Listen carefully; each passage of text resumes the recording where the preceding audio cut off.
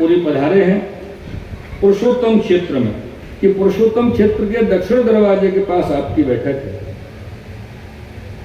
ता 1 वर्ष आप विराजे और वहां के एक राजा हते विष्णुदेव।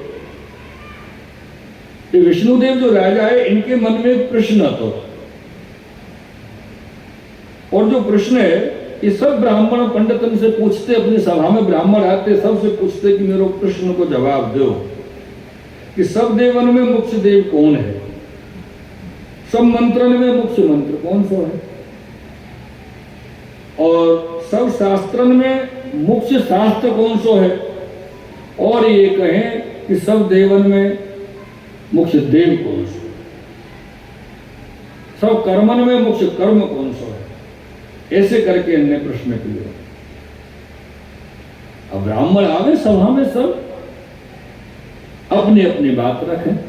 कारण ये कि जो जाको देवता को माने वो बाई को मुख्य बता दे।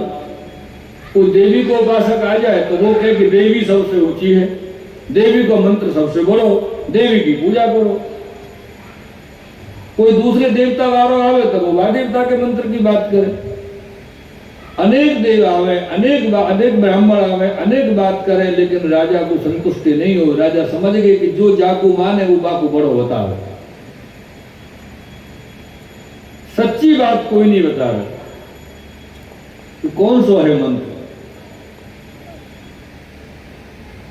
वहां समय श्री आचार्य चरण श्री महाप्रभु जी आप पधारे पुरुषोत्तम क्षेत्र में। राजा ने सुनी विष्णुदेव ने, तो सब ब्राह्मण को लेके ये राजा श्री महाप्रभु जी की शरण में आके दंडवत की नहीं, और दंडवत जब आपने करी है राजा ने, तो विनती करिए कि महाराज मेरा एक प्रश्न है और वह प्रश्न को उत्तर मुझको को नहीं मिल रहा, मेरा संशय नहीं जा रहे हो, मेरा संशय निवृत्त करो। क्या प्रश्न है? क्योंकि मैं सबसे यह प्रश्न करूं ब्राह्मणों से तो सब अपने अपने इष्ट को लेके आगे चले, सच्ची बात कोई नहीं बता रहे।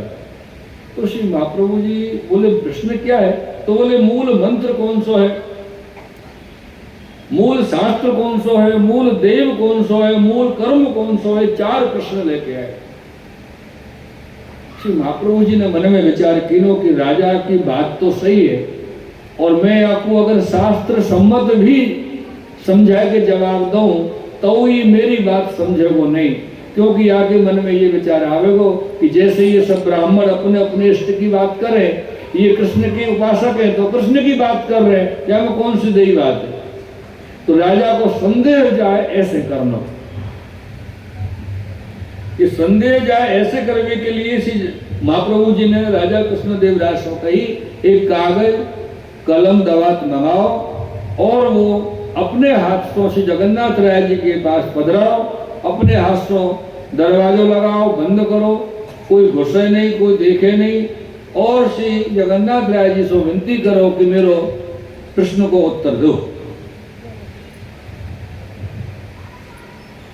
ये रख के आए। जब ये रख के आए राजा, थोड़ी देर में श्री महाप्रभु जी जाने की श्री जगन्नाथ राय जी ने उत्तर लिख दियो है, तो राजा से कह के जाओ वो कागज ले आ। राजा कागज लेके आए, और वो कागज श्री महाप्रभु जी ने राजा से पढ़वायो, उन सब ब्राह्मणों से भी पढ़वायो। वहां में श्री जगन्नाथ राय जी लिखे एकम शास्त्रम देवकी पुत्र गीतम, एको देवो देवकी पुत्र एवो, मंत्रोपेकम तस्य नामानि यानि कर्माप्येकम तस्य देवस्य सेवा। अर्थात श्री जगन्नाथ राय जी लिख चुके, श्री आचार्य जी जाने। किवाड़ खुलवाए, आके सबको दिखायो, ब्राह्मण को दिखायो, सब संतुष्ट भय। राजा मान गए कि हाँ श्री महाप्रभु जी ऐसे हैं, श्री महाप्रभु जी ऐसे सामर्थ्यवान हैं कि श्री जगन्नाथ राय जी इनके कहे में चले। ऐसे राजा के मन में विचार आए। पर जो ब्राह्मण संघ में है ना, उनमें से एक ब्राह्मण बोलो मैं नहीं मान जगन्नाथ जी की बात को। क्यों? वो जगन्नाथ जी लिख ही नहीं सके। क्यों नहीं लिख सके भाई? तो वो जगन्नाथ राय जी के हाथ ही नहीं, वो बगैर हाथ के कैसे लिखेंगे? आचार्य चरण बोले, भैया जब जगन्नाथ राय जी के हाथ नहीं है तो आप अरोगे कैसे? जैसे अरोगे वैसे लिख दियो। बोले नहीं, मैं नहीं मानू। तो राजा ने कही, श्री महाप्रभु जी से विनती करी, कृपानाथ और सब तो या जवाब से या उत्तर से संतुष्ट है, पर एक ब्राह्मण संतुष्ट नहीं है, या वो कैसे जानो जाए? तो महाप्रभु जी ने कही, दोबारा एक कागज रख के आओ। फिर कागज कलम रखवाए। थोड़ी देर पीछे महाप्रभु जी बोले कि वह कागज कलम को लेके आओ। जब वो कागज लेके आए तो वह राजा से कही कि तुम बाँचो।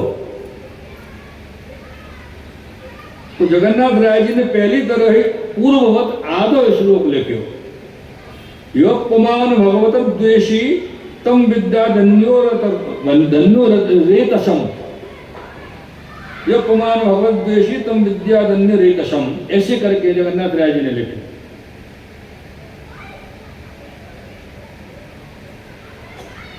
या को अर्थ का, या को अर्थ ये है कि जो जीव भगवान को द्वेषी होए वो अपने पिता को नहीं है, वो वर्ण शंकर है और के वीर्य को है। ऐसो वा श्लोक में श्री जगन्नाथ राय जी लिखे।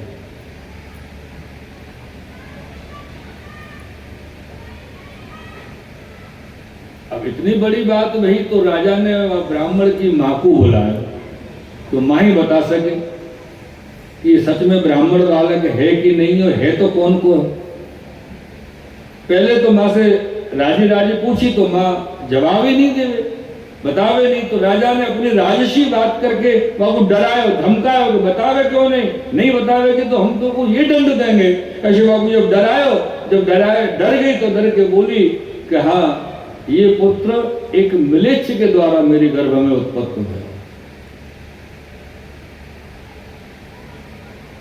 तब राजा ने वह ब्राह्मण को अपनी नगरी से ही निकाल दिया, बाहर करवा दी। क्यों कि वाने भगवत आज्ञा मानी नहीं हती, भगवत आज्ञा को विरोध कियो, यानी वह को बाहर निकाल दियो।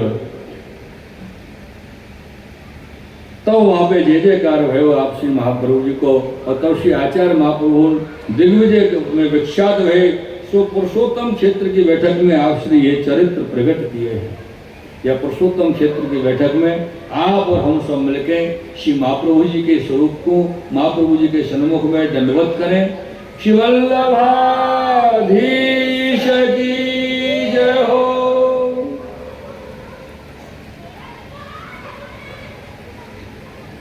तदुपरांत में